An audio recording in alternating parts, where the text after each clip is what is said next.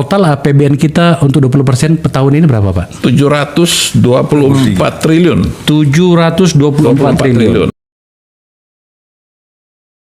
Okay. Tapi di lain pihak dalam proses sosialisasi ini yang selalu diangkat oleh anak-anak didik ini adalah mereka mempunyai fasilitas pendidikan yang sangat minim. Saya fotokan itu sekolahnya hancur semua. Mereka tidak punya toilet. Ini hal-hal dasar. Anda ingin mengatakan bahwa 20% APBN itu per hari ini, kita bicara hari ini, realitasnya itu tidak seperti yang dalam konsep para perumus dari 20% itu termasuk Pak Lihatdi tadi. Iyalah, karena itu kan jelas kita harus mencerdaskan kehidupan berbangsa dan negara.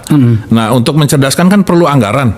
Dan udah di amandemen pada pada awal reformasi itu disiapkan di dalam konstitusi kita 20%. Setelah saya lakukan survei, riset segala macam, ternyata 20% ini lebih banyak digunakan untuk anggaran-anggaran di luar fungsi di luar pendidikan. Ini bahwa pemirsa 20% dari total APBN itu dialihkan ke pendidikan. Tetapi dalam kenyataannya dibagi-bagi kepada 17 KL, kementerian lembaga. Betul.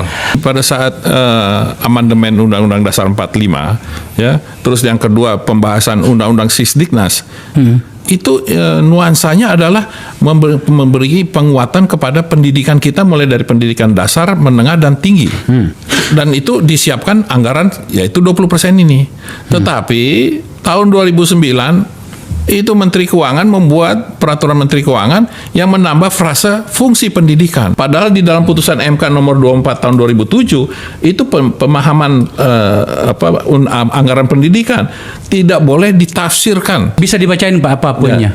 Putusan Mahkamah Konstitusi 24 tahun 2007 menegaskan bahwa alokasi 20% untuk pendidikan bersifat wajib dan pemerintah tidak bisa menafsirkan angka ini secara fleksibel. Artinya, pemirsa, saya bantu bahwa 20% itu tidak boleh dibagi-bagi kepada KL yang saya sebutkan tadi. Itu salah itu. Salah. Melanggar undang-undang. Melanggar undang-undang.